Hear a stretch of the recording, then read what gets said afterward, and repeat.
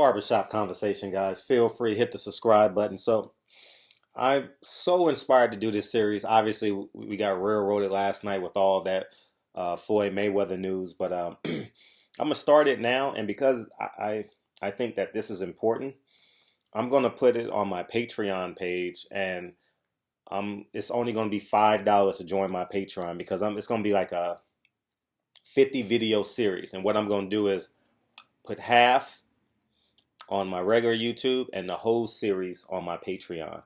And I think it creates mental dialogue with yourself. I think that the 48 Laws of Power is a powerful book, just from concepts and mindset and putting thoughts into action and responding, and more importantly, responding to adverse circumstances and responding to negative stimuli in a positive manner and manipulating that variable to be an asset in your life.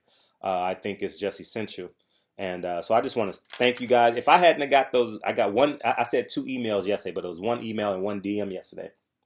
If I hadn't have got it, I wouldn't have been inspired. So that's why they say the dumbest question is the question you ask yourself, should I ask this question? That's the dumbest question, because if you have a question, ask it, because it definitely inspired me, because I was always under the assumption that everyone's read this book or have an understanding of what this book is about. And when I mean everybody, I mean someone in your circle of influence has inspired you to read the 48 Laws of Power. So what I'm going to do is I'm going to just break it down in so many different lessons. And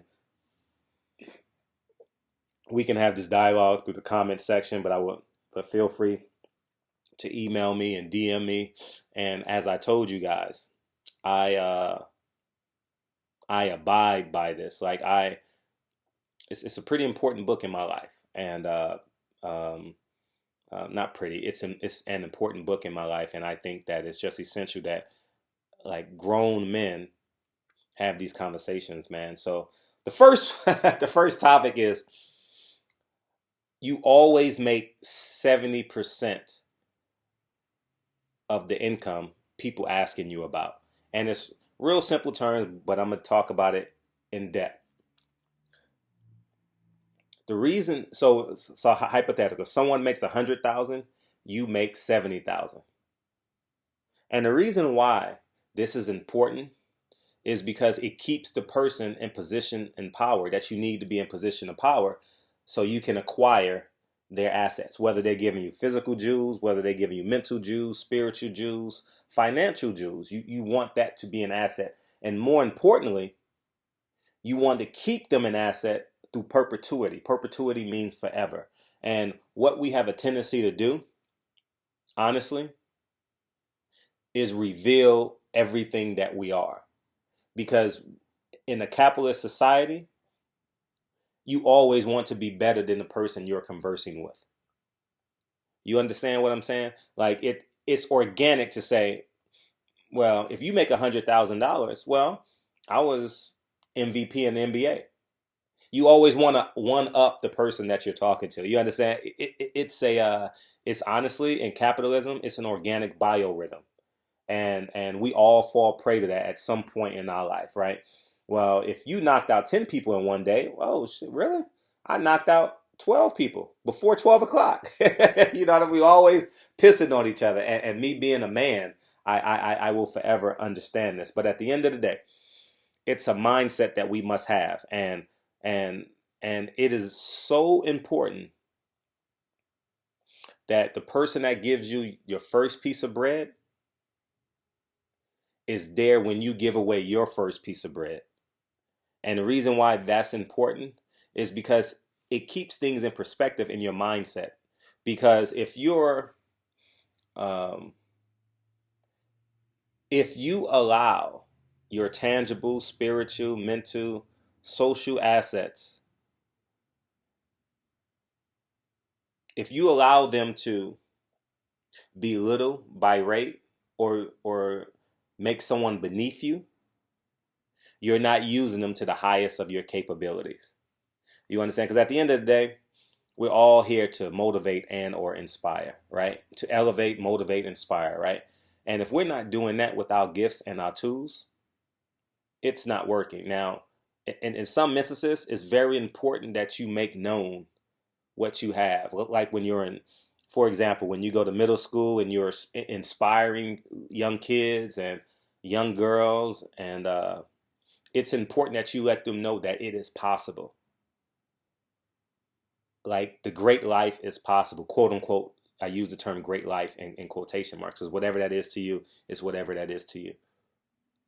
And it's essential and important that that asset that makes 100% of the income and we make 70% is an asset for us when we're not connected, when we're not physically connected with one another. So, for example, we always have a friend that's a connector. Everyone that's listening to this video has a friend that is a connector, right?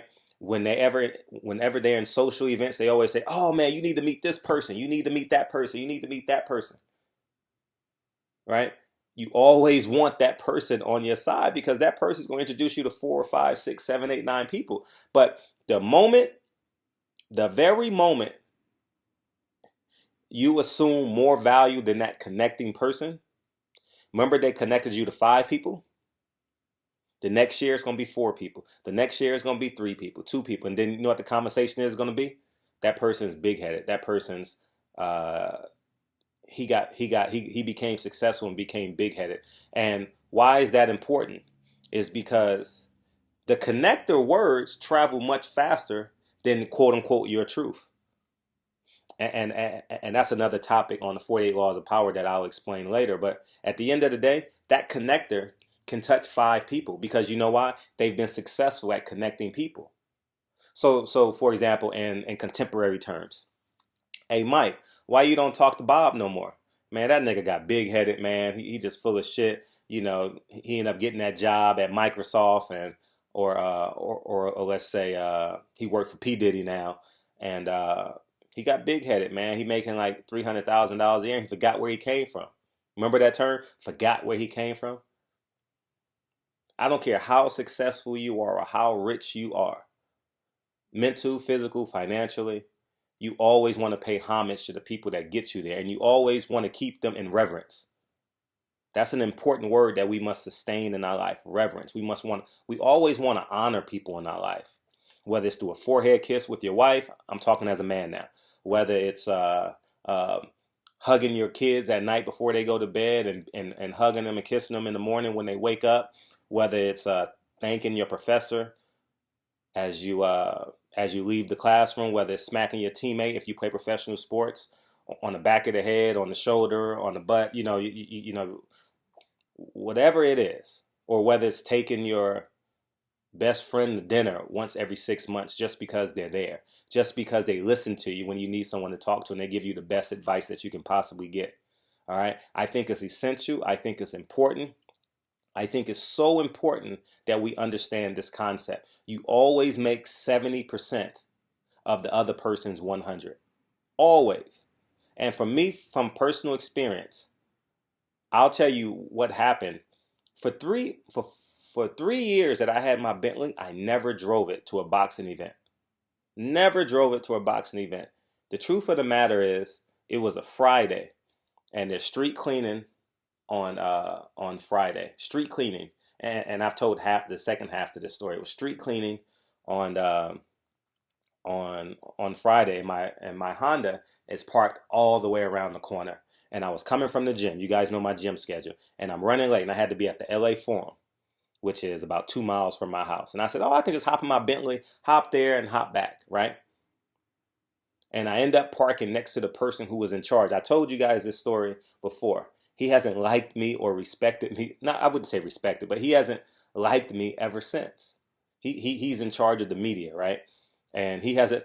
I parked next to him, and because I don't know if I was early or on time, but I parked in the first stall, and he's getting out with me, and he looks at me, and he's like, "This don't make any sense," basically,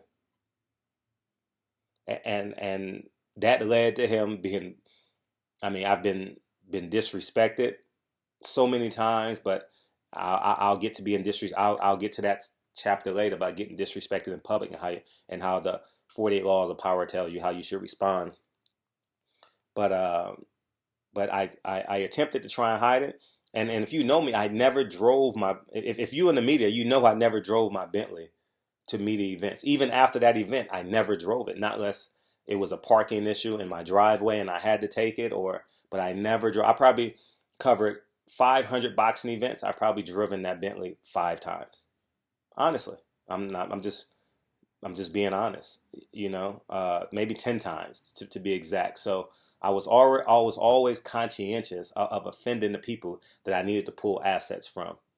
And I hope that this is a lesson learned. We're going to break this book down piece by piece by piece. But you always make, so if someone say, oh, what you do for a living?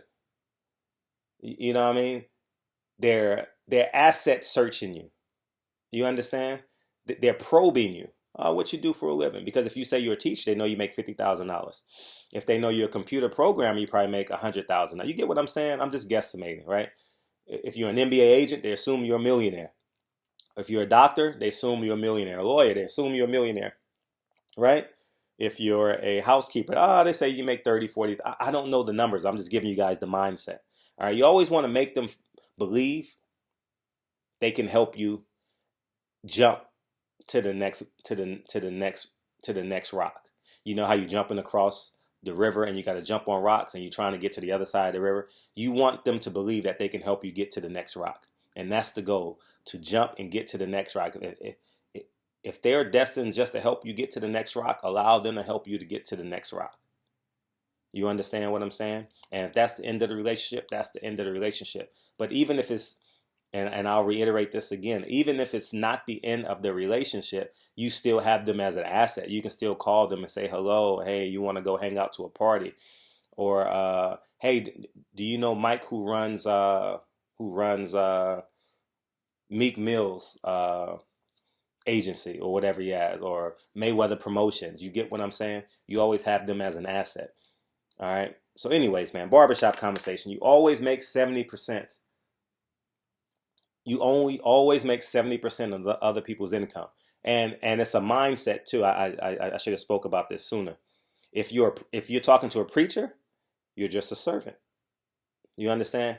If you're talking to a doctor, you're just a patient. Even if you are a doctor, I'm just a patient. I'm just a humble servant.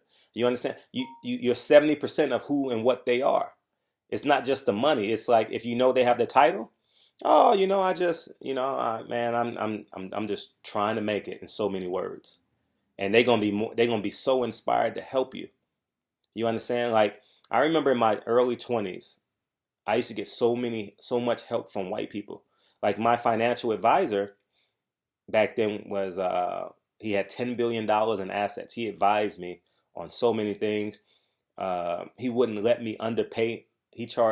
I was charging him $250 an hour to train him, if I'm not mistaken. And I would go to his house, $250 an hour. I would train him 5 times a week. You understand what I'm saying? So at the end of the day, these things are important and are essential. And I kept him I can call him today and he'll still do stuff for me for free. You understand? So at the end of the day, you always make 70% of other people's income. Period. End of discussion. Stay humble. Keep your humility high. And you're going to win this game. So that's first lesson. 48 Laws of Power. We'll delve into it a little bit more. I appreciate you guys. I love this book. Go read the book. It's actually on YouTube. You can Google it. If you drive a lot, if you're a truck driver, feel free to download it. It's going to take you like an hour and a half to download. It's a 10-hour book, and feel free to listen. It's a 10-hour audio book. So if you don't have time to read it, you can listen to it for 30 minutes a day. And we're going to have fun with this. So anyways, man, barbershop conversations, man, feel free, hit the subscribe button. 30-day challenge. This is day 5. We on it. We having fun. We loving life. We getting better. We're becoming great. We're becoming greater. We're inspiring others. And Deontay Wilder, Tyson Fury, 25 days away.